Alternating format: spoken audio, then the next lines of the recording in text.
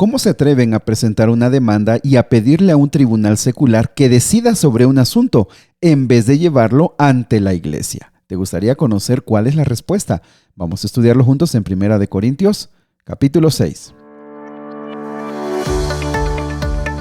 Nuevamente bienvenidos amigos y amigas a Momentos de Esperanza. Qué gusto saludarles esta mañana. Que Dios les bendiga, les fortalezca, les dé paz, pero sobre todo que nos sigamos comprometiendo con el estudio de la Biblia. Eso es lo único y más importante que Dios espera de nosotros, que podamos depender de Él cada mañana, que podamos conversar con Él y podamos encontrar en Él la fortaleza, la guía, la sabiduría para cada día.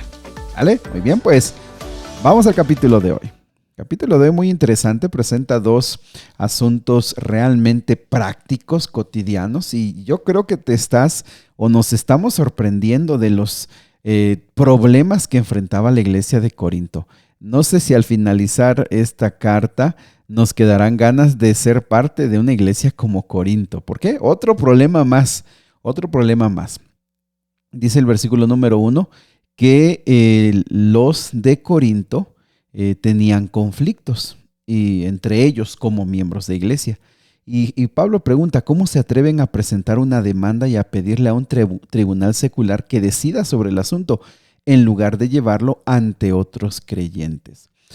Estamos hablando entre cristianos de la iglesia. Se supone que son personas que han nacido de nuevo y por ende los conflictos, las dificultades o las disputas, si queremos, son cuestiones leves de la vida cotidiana. No se espera que sean cosas graves, cosas terribles. ¿Por qué? Porque se supone que son personas que están entregadas a Cristo Jesús. Entonces, Pablo pregunta, ¿por qué llevan estos asuntos ante los tribunales seculares? Versículo 2, ¿no se dan cuenta de que algún día nosotros los creyentes juzgaremos al mundo? Y dado que ustedes van a juzgar al mundo, ¿no son capaces de resolver esas pequeñas cuestiones entre ustedes? Fíjense que aquí presenta un asunto bien interesante.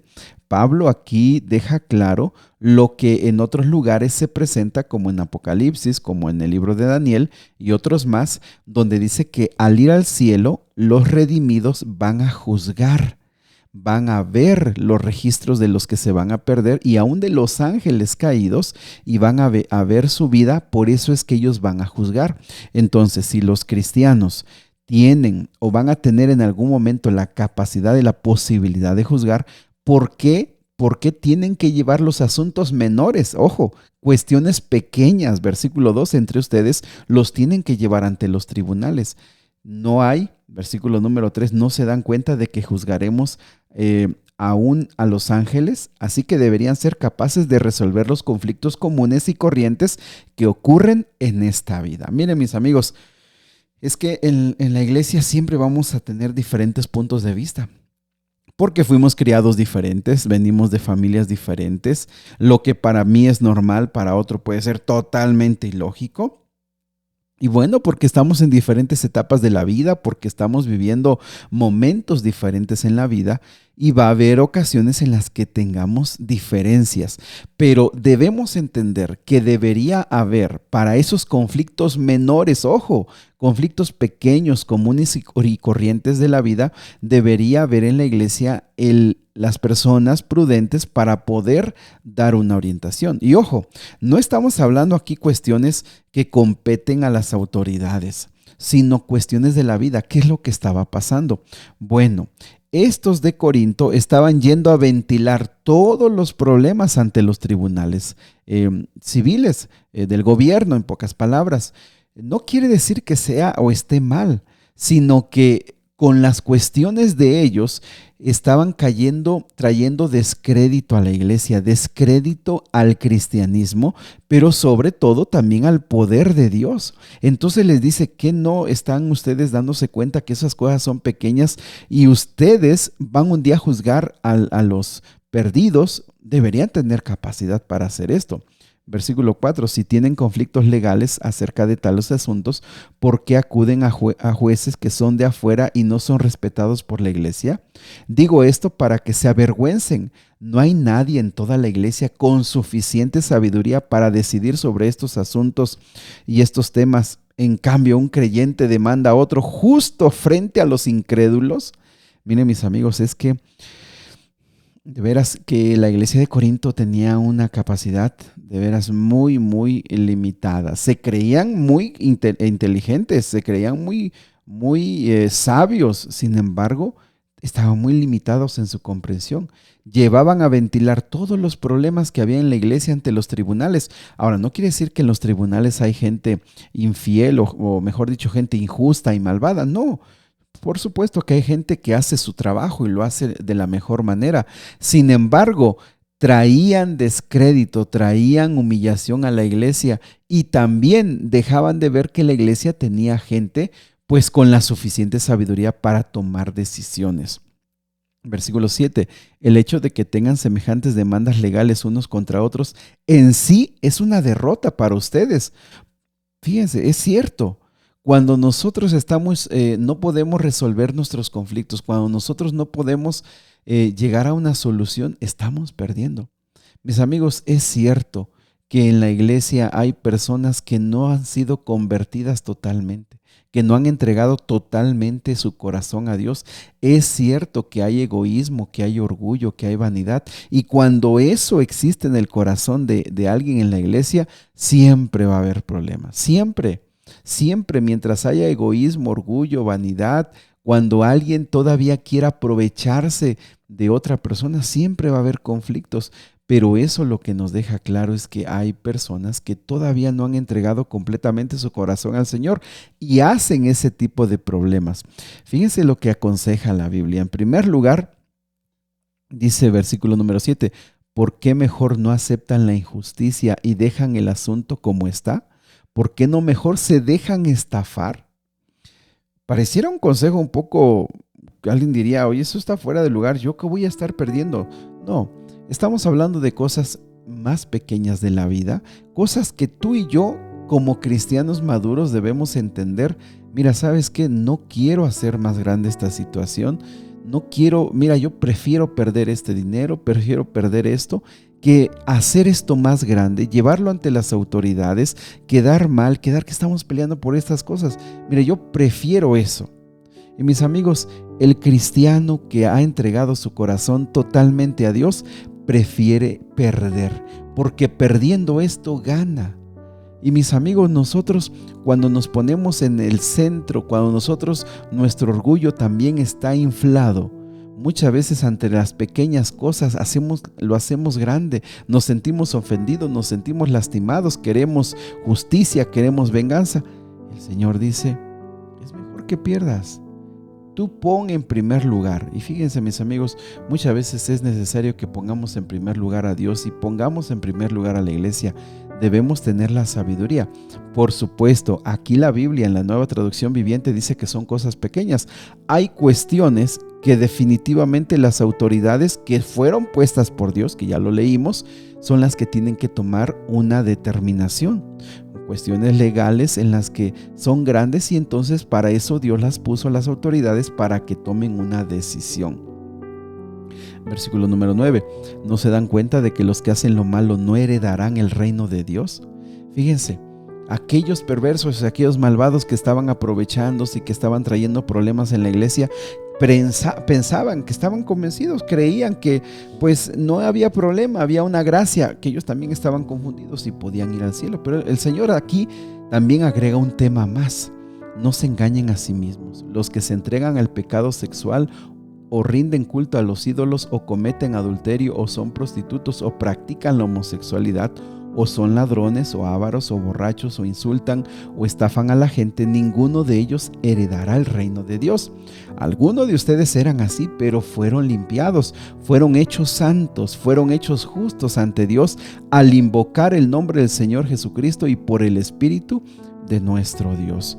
Mis amigos, es que cuando nosotros no hemos sido totalmente convertidos, cuando seguimos acariciando prácticas del mundo, pecados en pocas palabras, se borra la distinción entre lo que es correcto y lo que es incorrecto. Una persona cuando está en esta situación muchas veces da evidencia de que no sabe lo que está bien y lo que está mal, y muchas veces en su propia vida convive con estos dos mundos.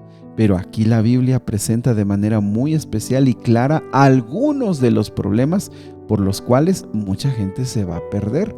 Ahora, del versículo 12 al versículo 18, presenta un pecado en específico, lo que tiene que ver con los pecados sexuales. ¿Por qué? Bueno, los presenta porque los pecados sexuales de cualquier desviación sexual o cualquier forma sexual se cometen con el cuerpo. Y entonces aquí te da argumentos para recordar. Número 1, versículo 15. Dice que nosotros con nuestro cuerpo y nuestro espíritu nos hemos unido a Cristo. Entonces, ¿cómo un hombre debería tomar su cuerpo, que es parte de Cristo, y unirlo a una prostituta? Jamás. Y no se dan cuenta de que si un hombre se une a una prostituta, se hace un solo cuerpo con ella. Pues las escrituras dicen, los dos se convertirán en uno solo, pero la persona que se une al Señor es en espíritu con Él. Mis amigos, fíjense qué interesante. Cuando una persona se une sexualmente con otra, son un solo cuerpo. Y esa expresión se usó en el Génesis para hablar de un matrimonio. Fíjense, cuando hay una infidelidad sexual, fíjense qué implicaciones tiene, qué implicaciones le está dando. Se vuelven una sola persona, y en Génesis se usó esa expresión para hablar del matrimonio. Entonces por eso dice, tu cuerpo no te pertenece, tu cuerpo no es tuyo. Tú a través de tu cuerpo y tu mente te unes a Cristo. ¿Por qué deberías unir tu cuerpo y rebajarlo de esta manera? Por eso el versículo 18 dice, huyan del pecado sexual. Ningún otro pecado afecta tanto el cuerpo como este, porque la inmoralidad sexual es un pecado contra el propio cuerpo. ¿No se dan cuenta de que su cuerpo es templo del Espíritu Santo, quien vive en ustedes y les fue dado por Dios? Mis amigos, el cuerpo no nos pertenece, y es en el cuerpo que honramos a Dios, y en nosotros vive el Espíritu Santo. Por lo tanto, toda clase de impureza sexual debería ser eliminada de nuestra vida por la influencia y el poder del Espíritu Santo. Ustedes no se pertenecen a sí mismos, dice el versículo número 20. Ustedes no se pertenecen a sí mismos. Así que aquí hay otro argumento. Tú le perteneces a Dios, tu cuerpo le pertenece a Dios. Debes honrar a Dios a través de tu cuerpo, porque Dios los compró a un alto precio. Por lo tanto, honren a Dios con su cuerpo. Fíjense cómo dice que nuestro cuerpo fue comprado. Ya le pertenece a Dios. A través de su sacrificio nosotros y nuestra entrega a Él, nosotros le pertenecemos. Por lo tanto, debemos honrar a Dios en nuestro cuerpo. Y aquí especialmente se refiere a todo tipo de clase de situaciones sexuales, especialmente el adulterio o la fornicación. Mis amigos, dos temas muy importantes. El primero tiene que ver con tener la capacidad de poder arreglar las situaciones internas de la iglesia, tener la madurez, buscar en los ancianos, en el pastor y en esos líderes de la iglesia el consejo para poder resolver las cuestiones menores de la vida. Si hubiera situaciones grandes, por supuesto que uno tiene la libertad de conciencia para poder ver ante las autoridades competentes para que pueda haber un acuerdo. Sin embargo, no deberíamos estar ventilando los problemas porque traemos desacreditación ante la iglesia y también ante el mundo. Y en segundo lugar, mis amigos, hay muchos pecados que nos dejan fuera del reino de los cielos, frutos de que no nos hemos entregado completamente al Señor. Pero especialmente hoy vimos el tema sexual.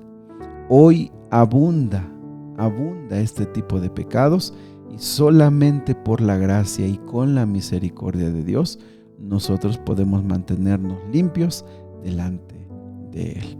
Querido Padre Celestial, gracias por estos temas, gracias por estos mensajes, gracias porque al leerlos nosotros comprendemos entendemos la magnitud de lo que significa que somos tuyos, que nuestro cuerpo te pertenece, que debemos honrarte a ti a través de nuestro cuerpo. Ayúdanos a comprender esto, ayúdanos a tomar con más seriedad el cuidado de nuestro cuerpo, de tal manera que pueda consagrarse a ti completamente. En el nombre de Jesús, amén. Que Dios te bendiga. Sigue orando, sigue abriendo tu corazón al Señor. El Señor quiere escucharte.